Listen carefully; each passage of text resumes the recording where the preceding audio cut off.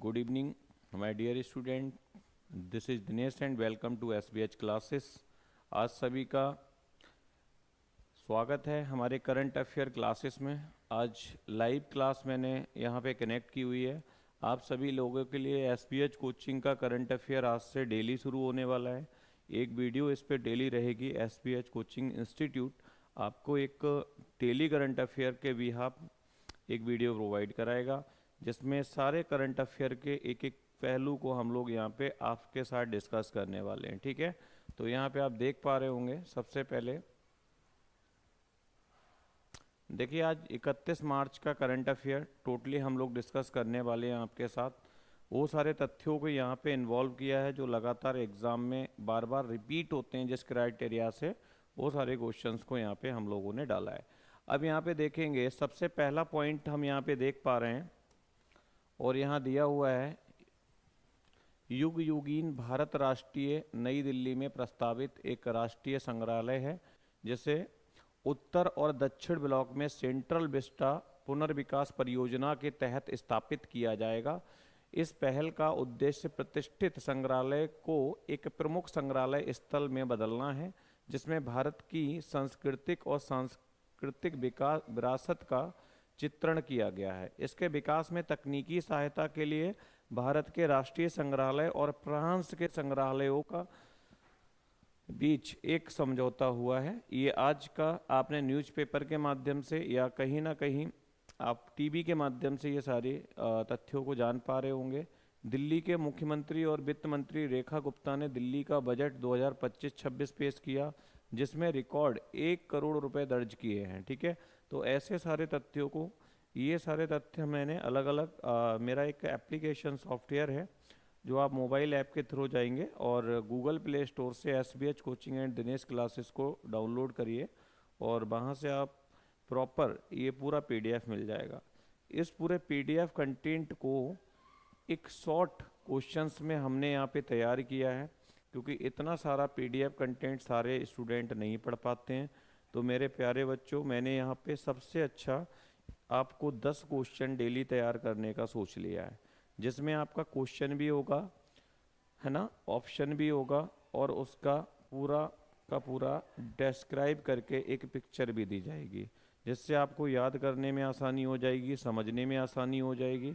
ठीक है, तो यहाँ पे हम लोग देख पा रहे हैं, पहला क्वेश्चन यहाँ पे बनाया है, हाल ही में कौन सा प्रथम भारत अफ्रीकी नौसैनिक अभ्यास कीमे की मेजबानी करेगा। तो देखिए, बहुत अच्छा क्वेश्चन है यहाँ पे। तो इसका सही आंसर हम लोग लगाएंगे C, यानी कि भारत भी करेगा, तंजानिया करेगा और उपरोक्त दोनों, यानी कि भारत और तंजानिया कैसे करेंगे। देखो, इसकी थ्योरी दे दी है। हाल ही में अफ्रीकी क्षेत्र में अपनी सैन्य पहुंच के एक हिस्से के रूप में भारत अप्रैल 2025 में हिंद महासागर में अफ्रीकी देश तंजानिया के साथ मिलकर कीमे नामक एक समुद्री अभ्यास की सह मेजबानी करेगा। पहला सैन्य अभ्यास कीमी, जिसका संस्कृत में अर्थ है एकता है, ठीक है ना, में तंजानिया सहित 10 अफ्रीकी देश भाग लेने वाले हैं इसमें।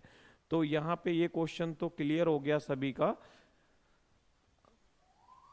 अगला क्वेश्चन देख लेते हैं। पिक्चर भी साथ में डाल दी है, जिससे कभी कभी क्या होता है, कुछ क्वेश्चंस हमें विजुअलाइजेशन के थ्रू याद हो जाते हैं। ठीक है, तो यहाँ पे अगला क्वेश्चन है, हाल ही में कहाँ जलवायु परिवर्तन, पर्वत और मानवता का भविष्य विषय पर पहला सागर माथा संवाद आयोजित किया जाएगा। तो नेपाल में किया जाएगा ये। ठीक है, तो यहाँ पे क्या लगाएंगे, नेपाल। ऑप्शन मैंने साथ साथ डाल दिए हैं, आप लोगों को बड़ी आसानी हो जाएगी। अब नेपाल में कैसे, हाल ही में नेपाल अपने प्रमुख कार्यक्रम सागर माथा संवाद में विभिन्न देशों के राष्ट्राध्यक्षों और विदेश मंत्रियों को आमंत्रित करेगा, जो जलवायु परिवर्तन, जलवायु न्याय, इसके प्रभाव और संबंधित मुद्दों पर ध्यान केंद्रित करेगा।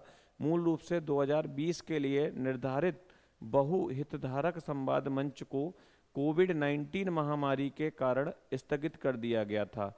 अब ये 16 से 18 मई तक होने वाला है, ये ध्यान रखेंगे। ठीक है, तो यहाँ नेक्स्ट क्वेश्चन की तरफ देखते हैं। अगला क्वेश्चन यहाँ पे आज ही के करंट अफेयर से पूरा उठाया है। ठीक है, हाल ही में किस राज्य के मुख्यमंत्री ने गंगा और शारदा नदी गलियारों की घोषणा की है। तो ये बहुत अच्छा क्वेश्चन आपको मिल गया। और लगातार कंपटीशन में ऐसे ही क्वेश्चन आते हैं मेरे प्यारे बच्चों। हाल ही में किस राज्य के मुख्यमंत्री ने गंगा और शारदा नदी गलियारी की घोषणा की है? तो इन्हें देख के आपको पहचान में आ रहा होगा सीधा, वैसे तो मैंने यहाँ आंसर दिया है बिहार, मध्य प्रदेश, उत्तर प्रदेश या उत्तराखंड। डी ऑप्शन राइट हो जाएगा, उत्तराखंड ने किया है। तो मुख्यमंत्री हैं पुष्कर सिंह धामी, ठीक है ना, इन्होंने इसकी घोषणा की है। अब इसमें क्या है देखो, थोड़ी सी थ्योरी भी हम लोग समझ लेते हैं। तो यहाँ कह रहे हैं हाल ही में उत्तराखंड के मुख्यमंत्री पुष्कर सिंह धामी ने राज्य में धार्मिक पर्यटक को बढ़ावा देने के लिए पवित्र गंगा और शारदा नदियों के बीच गलियारों का विकास की घोषणा की है। इस पहल का उद्देश्य राज्य की सांस्कृतिक और आध्यात्मिक विरासत को संरक्षित करते हुए तीर्थयात्रियों के लिए बुनियादी ढांचे और सुविधाओं में सुधार करना है। तो ये एक पर्यटक स्थल बन चुका है। तो यहाँ पे बन नहीं चुका है, शुरू से है, मैं तो यही कहूँगा, क्योंकि जब भी अगर पर्यटक स्थलों की बात आती है ना, देवभूमि की बात आती है, तो वहाँ पे सबसे पहले जो नाम आता है वो उत्तराखंड ही आता है। ठीक है, चलिए अगला पॉइंट, अगला क्वेश्चन। ठीक, यहाँ दिया हाल ही में भारत ने कितनी चीनी कंपनियों पर एंटी डोपिंग शुल्क लगाया है? तो यहाँ पे 5 इज राइट आंसर, डी के साथ चले जाएंगे आप लोग। तो यहाँ पे 5 कंपनियों के साथ लगाया है, ठीक है ना। और घरेलू सामानों को अनुचित रूप से कम कीमत वाले आयात से बाहर करने के लिए भारत ने चीन से आयातित 5वें उद्यम पर एंटी डोपिंग शुल्क लगाया है। इसमें soft light core, laser insulated flask, aluminium foil, trichloro isocyanuric acid और पॉलीविनाइल क्लोराइड पेस्ट रेजिन शामिल है। इन उत्पादों की चीन द्वारा उनके सामान्य बाजार मूल्य से कम पर ले जाया जा रहा है। ठीक, ध्यान रखिएगा, सारे पॉइंट, सारे क्वेश्चंस वो हैं जो एग्जाम से रिलेट करते हैं। ठीक, कोई भी डेटा मैं आपको ऐसा नहीं दूंगा जिसमें आपका टाइम वेस्ट हो, ये ध्यान रखिए, क्योंकि सारे क्वेश्चंस क्राइटेरिया और क्वेश्चन का क्लासिफिकेशन विद पिक्चराइजेशन मैं इसलिए दे रहा हूँ जिससे कि सारी चीज़ें प्रॉपर आपको क्लियर हो जाएं। ठीक, तो नेक्स्ट क्वेश्चन हम लोग जानेंगे। यहाँ पे अगला क्वेश्चन है, हाल ही में, ठीक है, एडुलेवेस एआरसी ने किसे अंतरिम एडमी और सीईओ नियुक्त किया है? तो यहाँ पे पिक्चर भी दे दी है और यहाँ पे थोड़ा थ्योरी से जान लेते हैं। बी ऑप्शन राइट होगा, मैथिली बाला सुब्रमण्यम। ये देखिए इनका फोटो भी दिया है यहाँ पे, इसे देख के हम लोग देखिए आगे थ्योरी में भी इनको पूरा डिस्क्राइब कर दिया है। हाल ही में एडलवाइस एसेट, ठीक है, एआरसी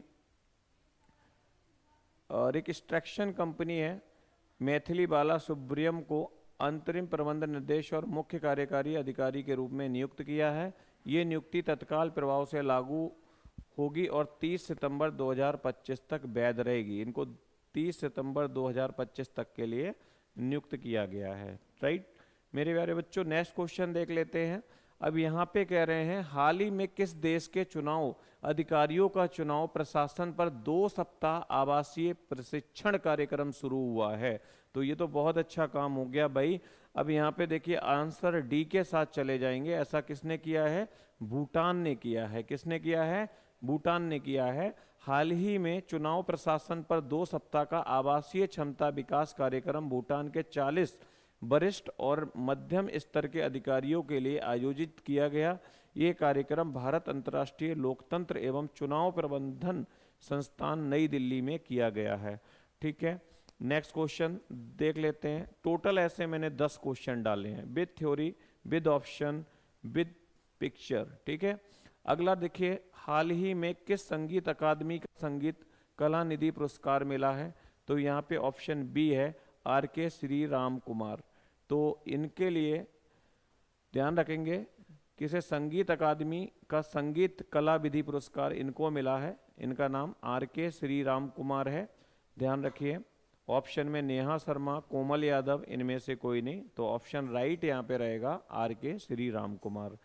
देखिए हाल ही में वायलिन वादक, ये वायलिन वादक हैं और आर.के. श्री राम कुमार को इस वर्ष संगीत अकादमी के संगीत कला विधि पुरस्कार के लिए चुना गया है। उन्होंने सेमनगुड़ी निवास, Srinivas Iyer, MS Subbulakshmi, DK पट्टमल, DK जयारमन, T Brinda और T मुल्ला, M बाला मुरली कृष्णन, KB नारायण स्वामी और वर्तमान दौर के संगीतकार जैसे सुधा रघुनाथन, विजय शिवा, बॉम्बे जयश्री, सौम्या और TM कृष्णा जैसे दिग्गज कलाकारों के साथ काम भी किया है। तो ये इनको वायलिन के क्षेत्र में संगीत कला विधि पुरस्कार मिला है, ध्यान रखिएगा। ये क्वेश्चन बहुत कॉमन होने वाला है। अगला क्वेश्चन यहाँ पे देखेंगे, हाल ही में केंद्र सरकार ने सांसदों और पूर्व सांसदों के वेतन, ये क्वेश्चन काफी हाईलाइटेड है, ध्यान रखिएगा। यहाँ पे कह रहे हैं हाल ही में केंद्र सरकार ने सांसदों और पूर्व सांसदों के वेतन भत्ते और पेंशन में कितने प्रतिशत की वृद्धि की है। तो ये लगातार देखिए क्वेश्चन बहुत कॉमन रहेगा, एग्जाम के लिए आप रट लो इस क्वेश्चन को, ध्यान रखना। यहाँ पे सी ऑप्शन राइट हो जाएगा, 24% की वृद्धि की है, ध्यान रखिएगा। यहाँ पे थोड़ा थ्योरी से समझ लेते हैं। ये भी हाल ही में केंद्र सरकार ने 1 अप्रैल 2023 से संसद सदस्यों और पूर्व सांसदों के वेतन भत्ते और पेंशन में 24% की वृद्धि की अधिसूचित किया है। संसदीय कार्य मंत्रालय द्वारा जारी अधिसूचना में सांसदों के मासिक वेतन 1 लाख रुपए से संशोधित कर 1.24 यानी कि 1,24,000 रुपए कर दिया गया है। साथ ही उनके दैनिक भत्ते और पेंशन लाभ में भी वृद्धि कर दी गई है। तो यानी ध्यान रखना है यहाँ पे 24% की वृद्धि हुई है वेतन भत्तों में, किसके, सांसदों के, ध्यान रखिएगा।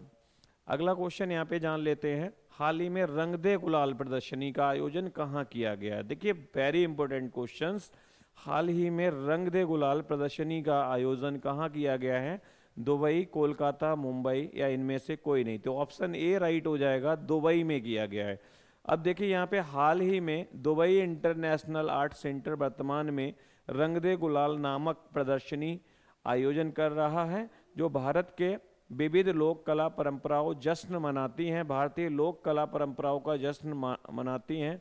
भारतीय लोक कला गलियारे द्वारा आयोजित इस कार्यक्रम में 24 भारतीय कलाकार भाग लिए हैं। ठीक है, कितने कलाकारों ने, भारतीय कलाकारों ने दुबई में जाके भाग लिया है, तो उनकी संख्या है 24। ये याद रखेंगे आप लोग। ठीक है, जो देश की सांस्कृतिक विकास में गहराई से निहित पारंपरिक कला रूपों के लिए एक वैश्विक मंच प्रदान करता है, ध्यान रखेंगे। यहाँ पे एक लास्ट क्वेश्चन और देख लेते हैं, हाल ही में भारत के असंगठित क्षेत्र ने कितने प्रतिशत की वृद्धि दर्ज की है। तो डी ऑप्शन 12.84। ठीक है, तो 12.84% की वृद्धि दर्ज की है। ठीक है, तो इतना यहाँ पे सभी का क्लियर हो गया। तो इस तरीके से आप ध्यान रखेंगे। 10 क्वेश्चन मैं आपको डेली देने वाला हूँ लाइव क्लास के थ्रू। आप सभी रोज इवनिंग में एक क्लास मेरी रहेगी, जिसमें 10 या 15 मिनट में मैं आपको 10 क्वेश्चन दूंगा। थ्योरेटिकल डेटा अगर आपको चाहिए तो आप एक काम कर सकते हैं, SBH इंस्टीट्यूट का एक अपना एप्लीकेशन है, SBH इंस्टीट्यूट या SBH coaching and Dinesh classes के नाम से आप उसे डाउनलोड कर लीजिएगा। ठीक है ना, चलिए आज के लिए बस यहीं पे। ओके, जय हिंद, जय भारत।